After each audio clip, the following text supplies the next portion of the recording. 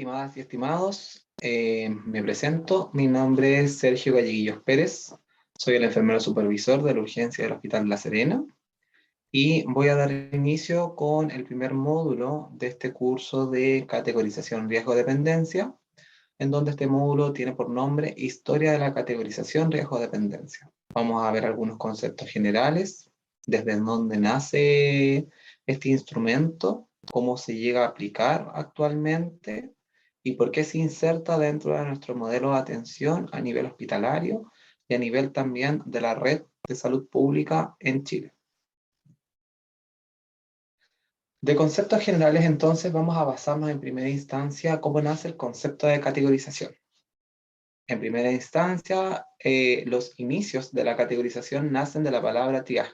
concepto que es de origen francés y que proviene de la palabra triage, que es de significado clasificar. Este sistema se implementa en los años 80 y nace principalmente de las unidades críticas, en donde lo primero que se comienza a utilizar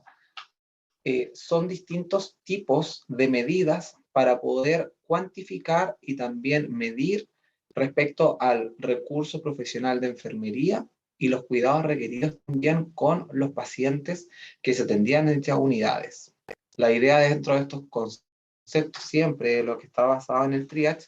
es segmentar la categoría o los grupos, dividirlos en fracciones y de esta forma optimizar los recursos en base también a los niveles de gravedad o de priorización que nosotros vamos a entregar.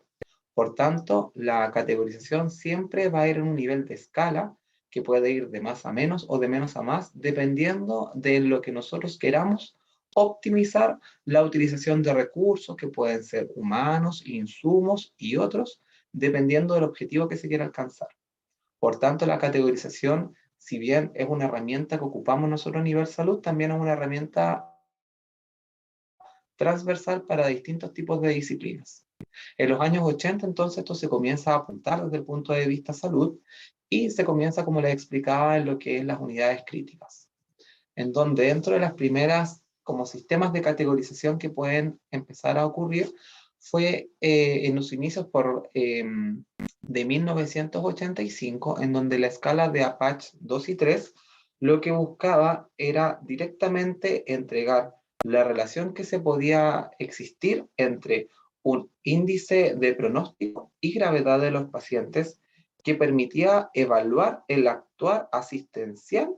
que podían tener los enfermeros o enfermeras de dicha unidad, con la finalidad de poder segmentar también y proporcionar un mejor cuidado en base a la especificación de un recurso humano a lo que está vinculado con la atención del paciente. Posterior a ello, no solamente se empezó a ver lo que es la atención del cuidado de enfermería, sino que también luego de eso se comienza a implementar otro tipo de pautas que nacen mucho antes, en el año 74, pero que posterior a ello Miranda la perfecciona en el año 96, en donde hace énfasis con los sistemas de intervenciones terapéuticos que se pueden implementar en las unidades críticas, de tal forma de poder mejorar también la segmentación que se estaba estableciendo con el personal de salud que iba a brindar cuidado a estos pacientes y también especificando el nivel de complejidad que tenían estos pacientes versus otros tipos de cuidados que podían ser proporcionados en distintos niveles. Luego de ello, evoluciona al año 2003 otro tipo de escala en donde se va haciendo como un score de las actividades de enfermería, en donde este punto principal de esta escala de categorización, lo que veía directamente estaba relacionado con la carga de trabajo y aparte de ello se ve desde un punto de indicador para poder estimar efectivamente la carga en base al trabajo requerido en el cuidado proporcionado al paciente. No solamente a nivel de camas hospitalarias, nosotros tenemos sistemas de categorización a nivel hospitalario. Hay otros tipos de medidas también que están vinculados a salud, en donde podemos establecer un sistema de categorización que es dependiente en las unidades de emergencia, en donde nosotros, por ejemplo, se establece Manchester, que es una unidad antigua de categorización que era establecida para poder priorizar la atención de los usuarios en la urgencia, y que posterior a ello nosotros pasamos a lo que es ESI, ya en el año 2017, en donde ESI es un índice de severidad para poder establecer la prioridad en la cual, en base a la gravedad del paciente, nosotros vamos a establecer 5 categorías y con ello vamos a proporcionar cuidados dependiendo del nivel de complejidad que tiene el usuario. Si bien esto se ve desde un punto de vista ambulatorio, también desde el punto de vista asistencial hospitalizado, la prioridad y la categorización es fundamental para poder establecer estándares de recursos humanos que nosotros vamos a tener que vincular con el cuidado que se puede entregar a los distintos tipos de pacientes según la complejidad de las camas en las cuales nosotros nos movemos actualmente. Desde el origen de la categorización riesgo-dependencia, ¿cómo nace la creación de un instrumento? Esto nace del clínico de la Pontificia Universidad Católica en el año 80, que aproximadamente en el año 1983, enfermeras de la Pontificia Universidad Católica se organizan para poder establecer una escala la cual pudiese concretar cómo se podía transparentar los cuidados proporcionados a niveles de dependencia y riesgo, y también se trabaja con el Centro Diagnóstico de Medicina de dicha institución. En base a eso, se barajan distintos tipos de modelos, los cuales pudiesen orientar a establecer un instrumento, el cual nosotros pudiésemos obtener de una forma cuantitativa cuánto recurso profesional pudiésemos estar entregando para los distintos niveles de cuidado que se establecen a nivel institucional. En donde en base a eso se toma finalmente la teoría de Dorothea Oren para poder establecer este sistema de categorización, en donde el objetivo de lo que es el modelo de Dorothea Oren está basado principalmente en ayudar al individuo a llevar a cabo y mantener por sí mismo sus acciones de autocuidado. Por tanto, el autocuidado y también de eso, la relación que se establece entre la conservación de la salud y la recuperación de la enfermedad, y también en base a ello las consecuencias que puede producir la enfermedad, es que se toma este modelo como pionero para poder establecer los distintos parámetros que nosotros evaluaríamos dentro de un instrumento que estábamos creando. Si bien esta teoría no es una teoría única, sino que la teoría de Dorothea Oren se basa en 3 teorías que la componen, en donde está la teoría del autocuidado, que la teoría del autocuidado se basa en 3 requisitos, que está en el cuidado universal, basado en los requerimientos básicos del paciente, como el descanso, la actividad, la eliminación. También está los requisitos del autocuidado del desarrollo, que esto netamente está vinculado con prevenir la aparición de eventos adversos, por ejemplo, o condiciones adversas. Y el último requisito que está dentro de esta teoría está el requisito en la desviación del autocuidado, que está netamente vinculado con los estados de salud por los cuales puede cursar un paciente. La segunda teoría que lo compone es la teoría del déficit del autocuidado, que está netamente relacionada con los servicios y la atención proporcionada por el personal de enfermería. Y como última teoría que lo compone está la teoría de sistemas de enfermería, que esto viene a vincular los distintos modos en los cuales va a vincular atención y cuidados el personal de enfermería. Luego de ello, teniendo esta base, se procede a poder establecer cómo realizaría la categorización riesgo-dependencia, pero basado en una herramienta de gestión. Entonces, la propuesta que nace es una propuesta metodológica enfocada en la identificación de los perfiles de pacientes. Hasta el momento nosotros sabíamos que los pacientes en distintas unidades tienen distintos requerimientos, distintas también necesidades, y en base a ello también el personal destinado para entregar estos cuidados no podía ser el mismo en todos los servicios clínicos, por lo cual se establecen efectivamente los niveles de cuidado relacionados con la necesidad de cada usuario. Y en el año 95 se pone en marcha el primer piloto en la Universidad Católica, y que se hace transversal en primera instancia para los distintos servicios clínicos que componían la institución. Las primeras características que se evaluaron estaban relacionadas netamente con el grado de dependencia, que tenían que ver con los cuidados universales, los cuidados básicos, y también se relacionaban con el nivel de riesgo. que está enfocado netamente con los cuidados terapéuticos o procedimentales y se podían establecer con los pacientes. En base a eso, cuando se establece en primera instancia el grado de dependencia, se ven tres grupos de autocuidado, en donde nosotros teníamos las prácticas de confort, alimentación y eliminación. Posterior a ello, también aparece lo que es el de riesgo, tres grupos también de autocuidado,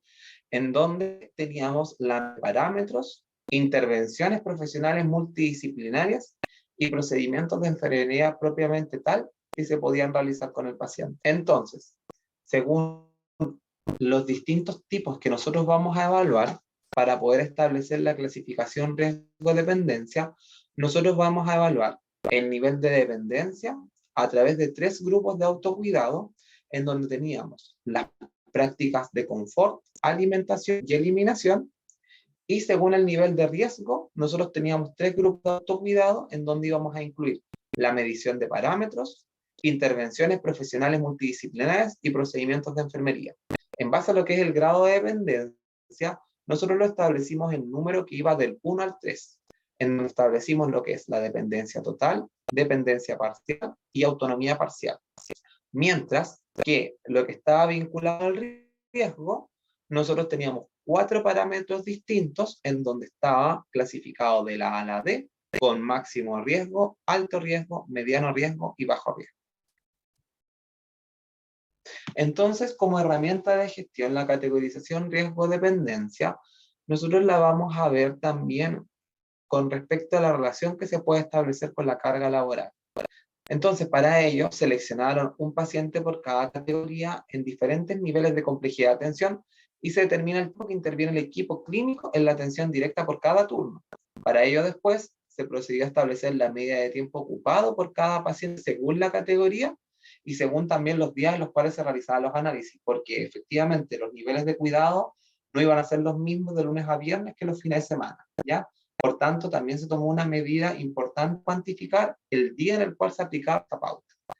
Se identificaron también los tiempos, después los tiempos promedios de los pacientes atendidos para poder establecer también el cálculo en la carga de trabajo que esto significaba en base a la asignación del profesional por paciente en cada servicio clínico. Y con ello, posterior a eso,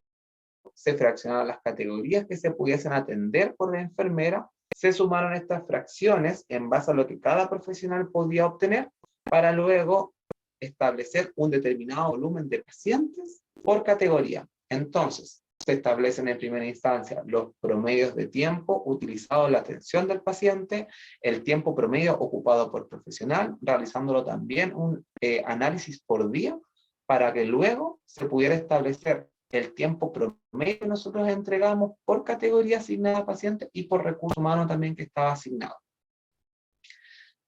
Con ello, todo esto, finalmente la categorización riesgo-dependencia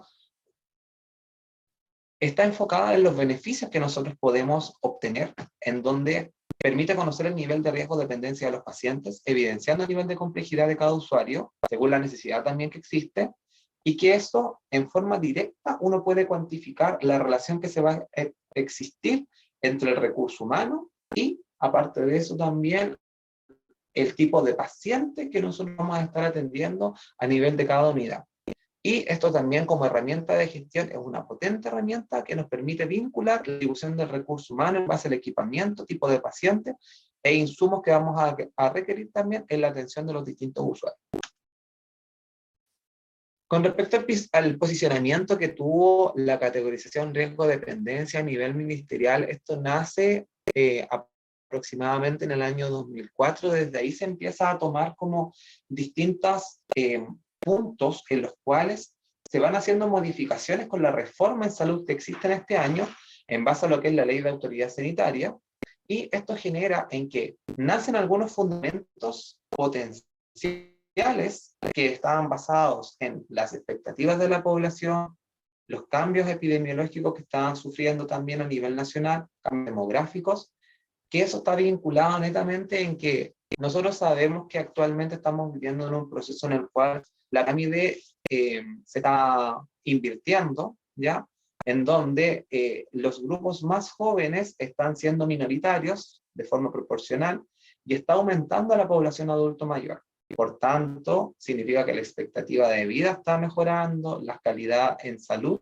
también está mejorando, y por tanto también al envejecer comienzan a existir un aumento de lo que son las patologías crónicas. Por tanto, pasamos de un modelo años atrás que estaba vinculado en poder atender las enfermedades que eran de tipo infeccioso transmisibles a un modelo de salud actual que tiene que enfocar su cuidado en la atención de patologías crónicas no transmisibles. Por tanto, la expectativa de la población al aumentar en calidad de vida y expectativa de vida también es que los requerimientos en acceso a salud, oportunidad de atención, acceso a medicamentos y otros comienza a ser mayor también con la prolongación de la edad. Por tanto, la que actualmente exige también, en base a lo que es su derecho en salud, tener mejores cuidados para vivir una mejor vida por más tiempo.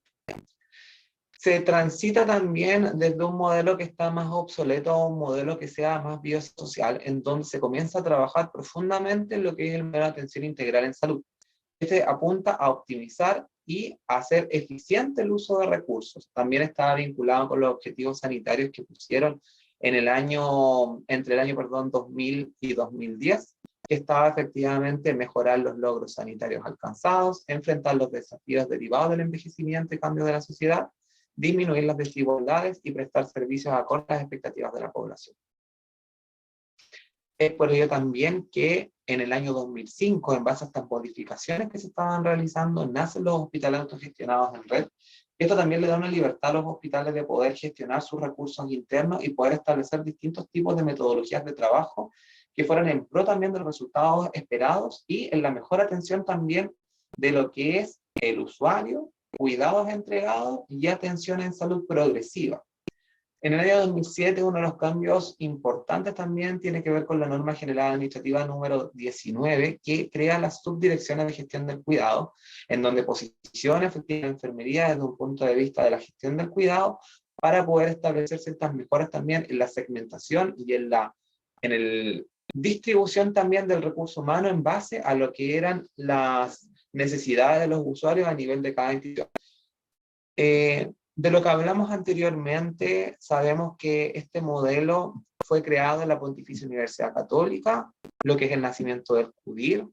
pero posterior a ello, en el año 2006 se presenta como proyecto FONIS el modelo de asignación de personal según dependencia y riesgo de cuidado y complejidad de tratamiento médico, conocido como MAPE,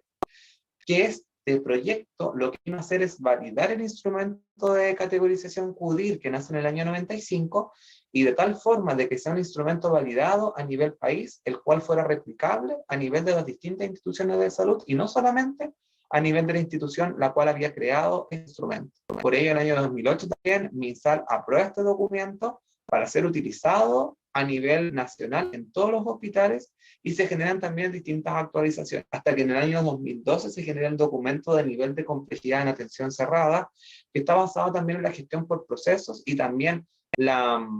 segmentación de las camas también y la diferenciación según niveles de complejidad, en donde se establecen cuidados críticos, cuidados agudos, que después evolucionan en cuidados medios y cuidados básicos. Esa sería la presentación de la historia de riesgo de dependencia. Muchas gracias por su atención y que estén muy bien.